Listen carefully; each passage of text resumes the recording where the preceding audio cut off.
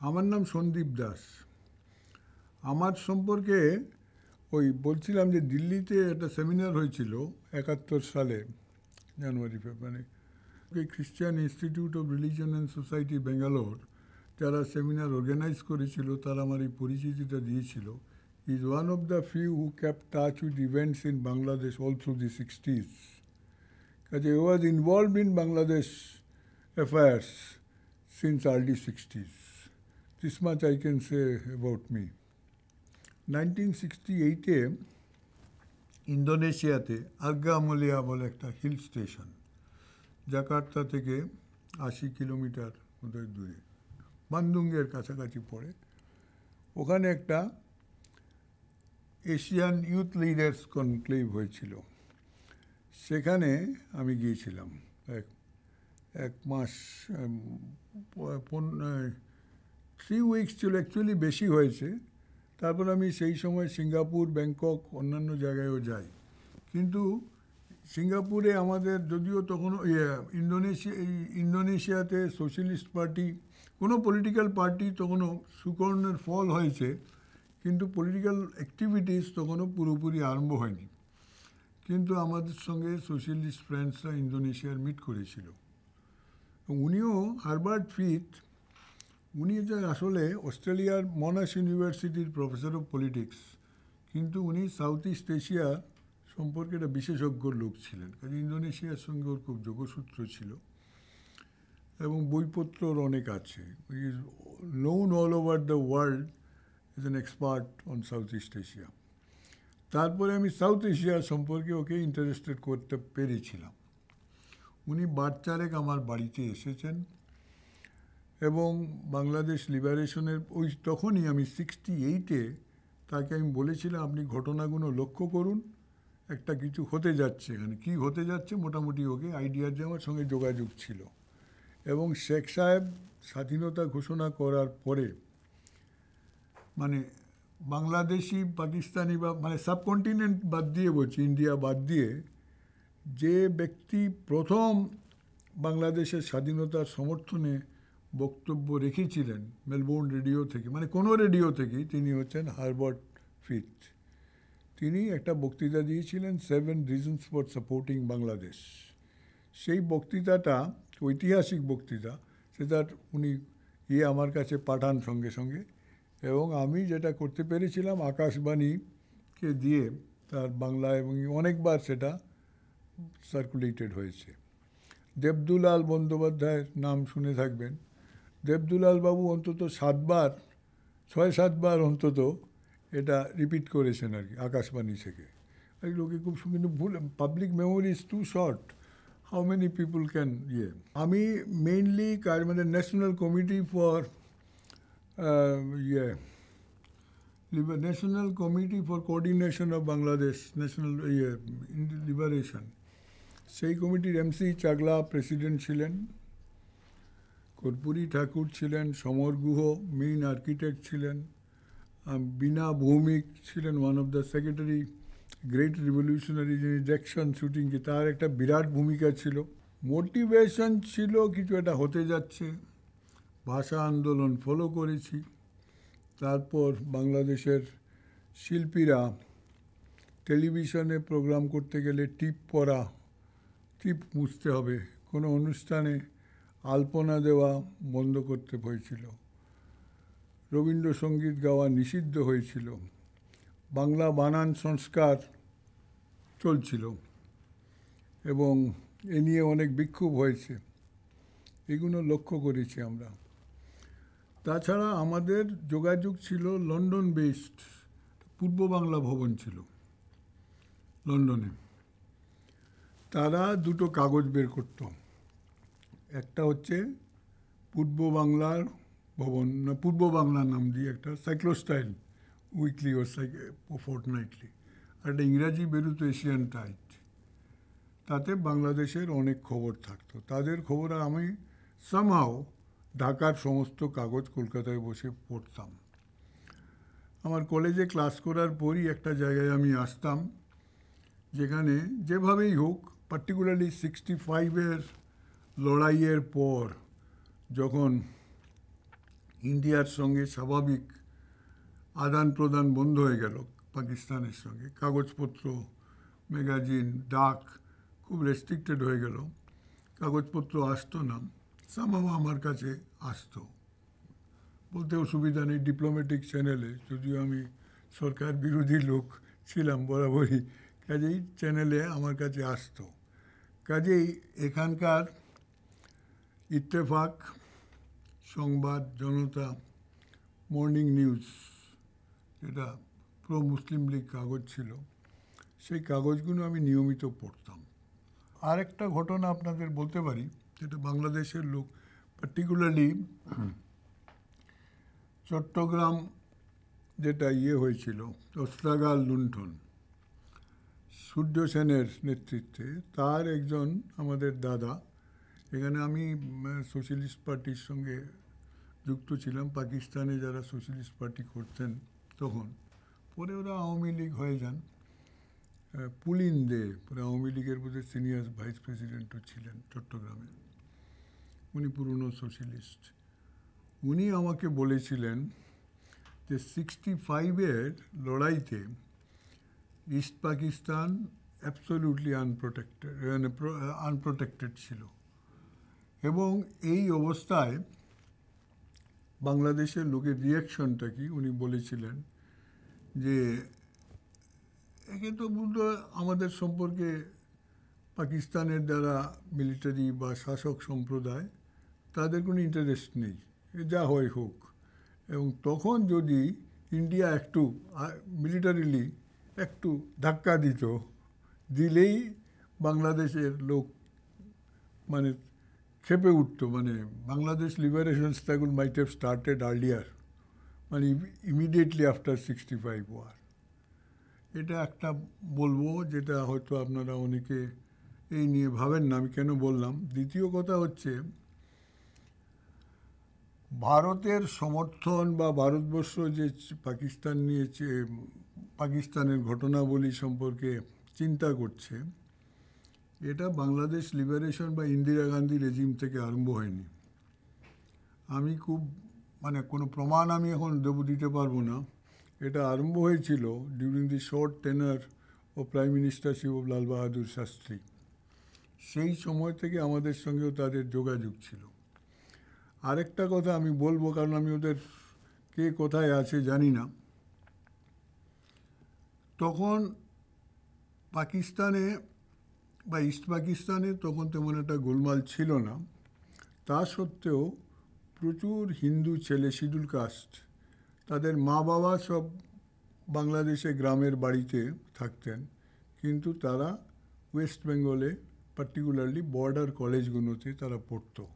Passport ভিসার ব্যাপার নেই, তারা বাড়ির সঙ্গে যোগাযোগ রাখত, আর ইন্ডিয়ার কলেজে পড়ার কারণ ছিল শিডিউল কাস্ট স্টাইপেন্ড পাওয়া যেত, সেই জন্য অনেকেই শিডিউল কাস্ট ছেলে। সেই ছেলেদের মধ্যে আমরা মোটিভেশন করেছিলাম, এবং সেই ছেলেরা বাংলাদেশে, আমি কয়েকজনের নাম মনে আসছে কিন্তু কে কোথায় আছে অনেকের সঙ্গে তো যোগাযোগ নেই, অনেকেই মুক্তিফৌজ গঠনে বা মুক্তিফৌজে অনেকের খুব গুরুত্বপূর্ণ ভূমিকা ছিল। কিছু হয়তো আমার যদ্দূর জানি ইভেন ট্রেন পরবর্তীকালে ইন্ডিয়ান আর্মির দ্বারাও ট্রেন্ড হয়েছে, এবং আমিও একজন ট্রেন্ড লোক, আর্মির ওয়েপন্সের নয়, কিন্তু ইন্টেলিজেন্স অর্গানাইজেশন কীভাবে রান করতো সেই ট্রেনিংটা আমার ছিল, এবং আমার সঙ্গে থাকতো বাংলাদেশের অনেকেই। এমনকি আমি নিজে নেভারনে একটা ফাইট হয়েছিল, তখন রেগুলার ওয়ার আরম্ভ হয়নি, কিন্তু কয়েকটা যুদ্ধ হয়েছে। তার আগে আমি বাংলাদেশে চৌগাছা গিয়ে ওখানে থেকে ফেরার সময় ইপিআরের কাছ থেকে সমস্ত ইনফরমেশনস, কী ধরনের ওয়েপন্স ব্যবহার হবে, সেইগুলো আমরা নিয়ে এসেছিলাম। তাছাড়া আমাদের যেটা মেইন চ্যানেল পাবলিক, যেটা আমাদের ওপেন অর্গানাইজেশন ছিল, আমরা একটা কাগজ বের করতাম, এপার বাংলা ওপার বাংলা। তাতে আমাদের একটা অর্গানাইজেশনও ছিল, পূর্ব পশ্চিম বাংলা সম্প্রীতি সমিতি। তাতে ক্যালকাটা ভাই অনেকেই বড় বড় লোক ইনভলভ ছিলেন। আমরা প্রথম একটা সিগনেচার ক্যাম্পেইন করি। পশ্চিমবাংলার লিডিং ইন্টেলেকচুয়ালস, ধরুন আবু সৈয়দ আইয়ুব, বুদ্ধদেব বসু থেকে আরম্ভ করে মানে মনোজ বসু, অন্নদাশঙ্কর রায়, এরকম লিডিং রাইটার্স, ইন্টেলেকচুয়ালস, বড় নাম করা টিচার্স, ইউনিভার্সিটি, পৃথ্বীশ চক্রবর্তী নাম শুনেছেন? ঢাকা ইউনিভার্সিটির প্রফেসর ছিলেন, পরে যাদবপুর ইউনিভার্সিটি ইন্টারন্যাশনাল রিলেশনসের প্রফেসর ছিলেন। শেখ মুজিবের ডিরেক্ট টিচার। তো এইরকম অনেকেই এটা স্পন্সর করেছিলেন। হুমায়ুন কবির পেছনে ছিলেন, আমাদের মন্ত্রী ছিলেন, উনি সই করতে পারেননি, কিন্তু উনি আমাদের জন্য ইন্সপিরেটর ছিলেন এই ব্যাপারে। আমাদের অফিসিয়াল বক্তব্য ছিল যে আমরা পূর্ব পশ্চিমবাংলা সম্প্রীতি, আমাদের এপার বাংলা ওপার বাংলাতে ঢাকার বাংলাদেশে যা হচ্ছে সেই খবরগুলো আমরা বাংলাদেশের পত্রপত্রিকা থেকে দিতাম, এবং লন্ডন থেকে যা বেরোতো সেগুলো আমাদের কাগজে থাকতো। আমাদের নিউজ আমরাও বেনামে লিখেছি, যেমন আনহ্যাপি ইস্ট পাকিস্তান আমাকে দিয়ে একটা লেখানো হয়েছিল, সেটা হচ্ছে আগরতলা কনস্পিরেসি কেসের কনটেক্সট পরেই আর কি, Awami League Leeds the autonomy movement. সেটাও আমি যতদূর জানি লন্ডন থেকে বেরিয়ে, আমার তো লেখা নিয়ে আমার কাছ থেকে চলে গেছে।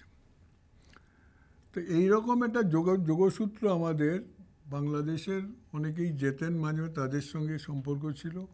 লন্ডন গ্রুপের সঙ্গে আমাদের একজন বন্ধু যতীন ঘোষ,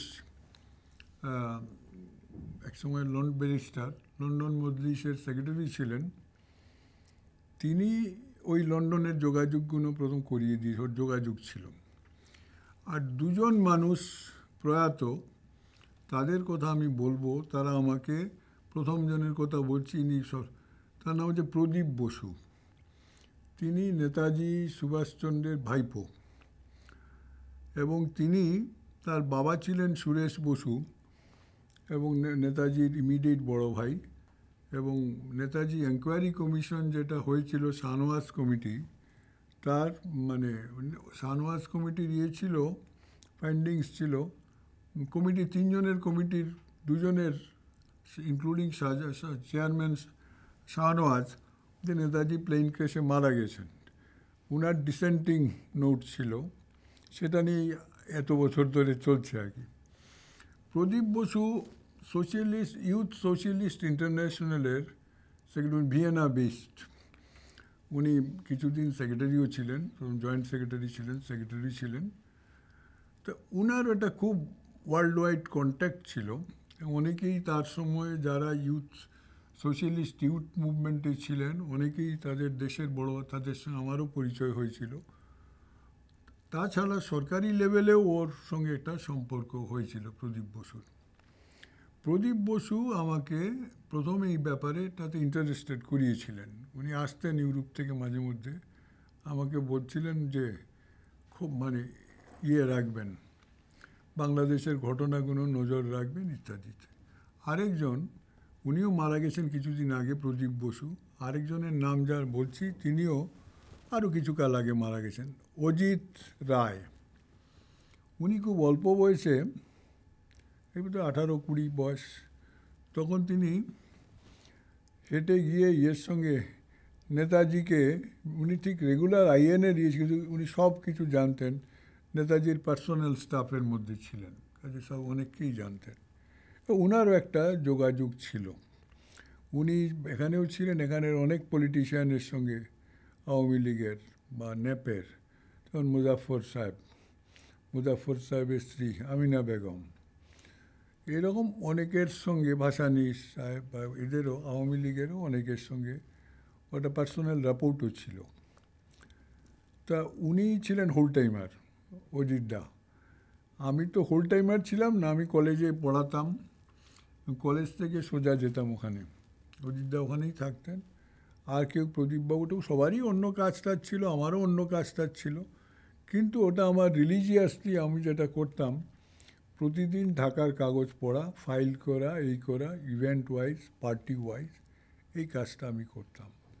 এবং আমাকে খুব ইন্সপায়ার করেছেন এইসব ব্যাপারে লেখার মধ্য দিয়ে। সেটা হচ্ছেন, প্রথম নাম বলবো তোফাজ্জল হোসেন, যিনি ইয়ের ইত্তেফাকের এডিটর ছিলেন। রেগুলার এডিটোরিয়াল ছাড়া উইকলি ওর একটা কলাম ছিল, রাজনৈতিক মঞ্চ, মুসাফির নাম দিয়ে লিখতেন। পড়েছেন এগুলো? দেখুন, তো অনেক কিছু পাবেন, এখনও ফাইলে পাবেন লাইব্রেরিতে। ওর লেখার মধ্যে অনেক কিছু থাকতো, খুব গুরুত্বপূর্ণ, পুরনো ইতিহাস থেকে আরম্ভ করে খুব মানে ইলুমিনেটিং আর্টিকেলস তোফাজ্জল হোসেন লিখতেন। এবং আমার কেন শেখ মুজিবও মানে যথেষ্ট পরিমাণে ইন্সপায়ার্ড হয়েছিলেন তোফাজ্জল হোসেন, এবং তোফাজ্জল হোসেনের মৃত্যুতে উনি খুব মানে ভীষণ ওর পার্সোনাল লস হয়েছিল শেখ মুজিবের। এইগুলো আমরা লক্ষ্য করতাম যে, আর তারপর ইকোনমিক তো ব্যাপারটা ছিলই, ডিসক্রিমিনেশন। এটা একটা কলোনি হিসাবে ওয়েস্ট পাকিস্তানের শাসক গোষ্ঠীতে, আমি ওয়েস্ট পাকিস্তানের পিপল বলছি না, ওয়েস্ট পাকিস্তানের মিলিটারি জোনটা এবং শাসক গোষ্ঠী ইস্ট বেঙ্গলকে একটা কলোনি হিসাবে দেখছে। এবং কলোনিতে যেরকম হয়, যেমন ইন্ডিপেন্ডেন্সের আগে ব্রিটিশরা ইন্ডিয়াকে ট্রিট করেছে বা অন্য কলোনিকে করেছে, আফ্রিকাকে করেছে, ঠিক সেইভাবে কলোনাইজেশন, তার ডিসকন্টেন্টগুলো আমরা লক্ষ্য করতাম। তাতে মনে হয়েছিল যে একটা পরিবর্তন আসছে। কবে কখন কি হবে সেটা তো আর আমরা লক্ষ্য করতাম, ওয়াকিবহাল থাকতাম।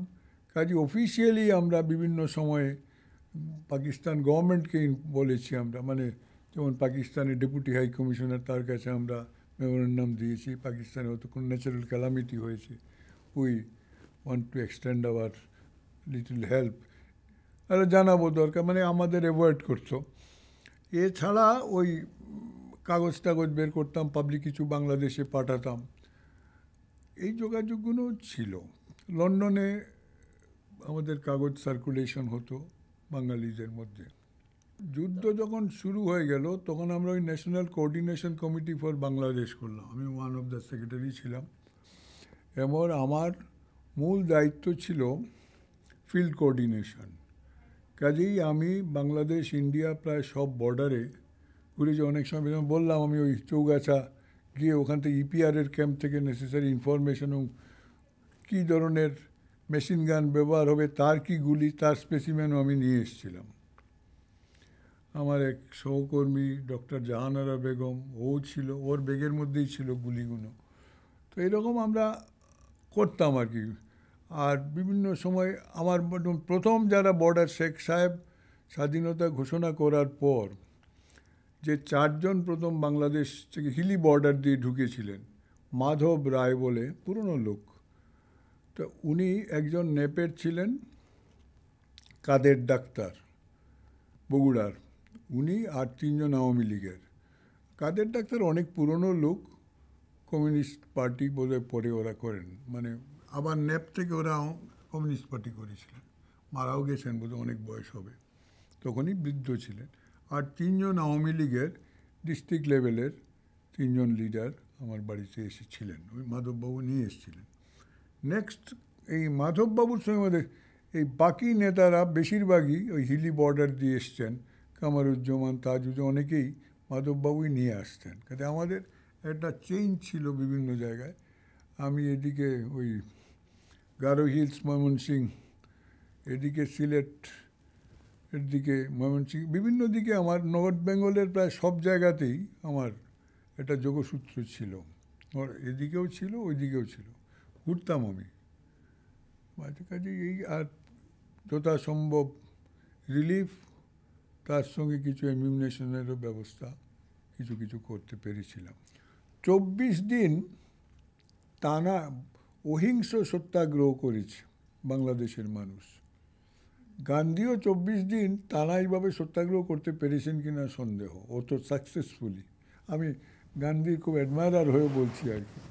তারপরে মানে নিরুপায় হয়ে, তখন আর বিকল্প নেই ভেবে বাংলাদেশ মানে মুক্তিবাহিনী বা পাল্টা আক্রমণে গেছে। হয়তো মনে মনে প্রিপেয়ার, যেমন আমিও বলছি আমারও প্রিপারেশন ছিল মনে মনে, কিন্তু অহিংস সত্যাগ্রহের এই রেকর্ডটাও, এটা কেউ বলে না, এতদিন ধরে যে টানা সত্যাগ্রহ বাংলাদেশের মানুষ করেছে, এটাকেও আমি বহু জায়গায় হাইলাইট করেছি যে দেখুন ওরা গিয়েই প্রথমই আর্মস ধরেনি, বা ইন্ডিয়ার সাহায্য আসেনি সঙ্গে সঙ্গে। ইন্ডিয়ার সাহায্য কি, ইন্ডিয়া, আমার কি অবস্থা, আমাকে মুর্শিদাবাদের ডিস্ট্রিক্ট ম্যাজিস্ট্রেট, আমার জুনিয়র ছিল ইউনিভার্সিটিতে, সে আমাকে ফোন করে বলছে যে সন্দীপদা কিছু আটা পাঠাতে পারেন। তুমি আমার কাছে, তুমি ডিস্ট্রিক্ট ম্যাজিস্ট্রেট, তুমি আমার কাছে আটা চাইছো, ব্যাপারটা কি বলো দেখি। তখন বলল আমাদের উপর ইনস্ট্রাকশন আছে যারা বাংলাদেশ থেকে ইন্ডিয়াতে ঢুকবে তাদেরকে পুস্ট ব্যাক না করতে, তাদের ঢুকতে বাধা না দিতে, তাদের যথাসম্ভব শেল্টার দিতে। এর বেশি তো কোনো নির্দেশ এখনও আসেনি। আমি কি করে স্টেট এক্সচেকার থেকে পয়সা খরচা করে খাওয়াবো? তা আমার কাছে কত কত লোকের ইয়ে আছে। আমি ওই স্টেট ব্যাংক এমপ্লয়িজ অ্যাসোসিয়েশনের যে প্রেসিডেন্ট ছিলেন অল ইন্ডিয়ার, তাকে বললাম যে দাদা কিছু আটার ব্যবস্থা করতে হবে। তো ওদের বিশাল অর্গানাইজেশন, তো উনি ওদের মুর্শিদাবাদ ডিস্ট্রিক্ট ব্রাঞ্চকে বলে দিলেন, দে অ্যারেঞ্জড। তারপরে সরকারি নির্দেশ এসছে, তখন তো সরকারের নির্দেশ পাওয়ার পর ওর কোনো, তারপরেও গেছি আমি মুর্শিদাবাদে, ডিস্ট্রিক্ট ম্যাজিস্ট্রেটের বাড়িতেও ছিলাম, কিন্তু তখন তো তাদের অসুবিধা ছিল না। প্রাথমিক অসুবিধাটা হয় তাদের একটা ইনস্ট্রাকশন না পেলে তাদের পক্ষে কিছু করা বড় মুশকিল হয়ে যায়। এক্সপ্লেন করতে হবে কেন তুমি করছো, আমাদের নির্দেশ না পেয়ে, এই আর কি।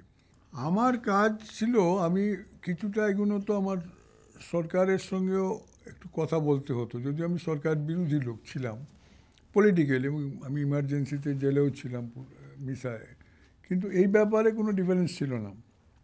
ইন্দিরা গান্ধীর সঙ্গেও কথা বলেছি, অকেশন হয়েছে, উনি প্রাইম মিনিস্টার হয়েছে। আর একটা বলতে পারি, যেদিন ইয়ে হলো শেখ সাহেব স্বাধীনতা পরের দিনই ওরা বেরিয়েছিলেন হিলি থেকে, হিলি বর্ডার ক্রস করে এসেছিলেন, তারপর আমাদের ওখানে এলেন, আমার বাড়িতে এলেন।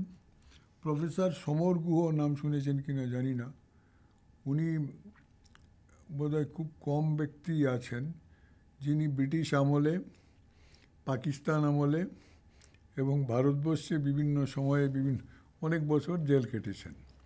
পার্লামেন্টের মেম্বার ছিলেন, যাদবপুর ইউনিভার্সিটির প্রফেসর ছিলেন, পার্লামেন্টের সোশ্যালিস্ট গ্রুপের নেতাও ছিলেন। উনি বোধহয় 50 সালের পর এখানে, তার মধ্যে জেল টেল কেটেছেন, উনি জানতেন সুরাবর্দি থেকে শেখ মুজিব অনেকের সঙ্গে ওর পরিচয় ছিল। তা সমর গুহকে নিয়ে, সমর গুহর বাড়িতে আমি ওদের নিয়ে যাই, তখন সমর গুহের এই স্ত্রীর একটা সবুজ রঙের সিল্কের শাড়ি, তার মধ্যে আলতা দিয়ে লাল করে বাংলাদেশের ম্যাপ বানিয়ে সমর গুহর এই জিপে ওদেরকে নিয়ে আমরা কলকাতা শহর ঘুরি। তারপরেই আমরা ময়দানে একটা মিটিং করেছিলাম, এবং বাংলাদেশ তখন ডিক্লেয়ার করেছে সোনার বাংলা, ও আমার সোনার বাংলা, সেটা ন্যাশনাল সং। আমরা ময়দানে মিটিংয়ে সুচিত্রা মিত্র নিজে এসে এই গানটা গেয়েছিলেন।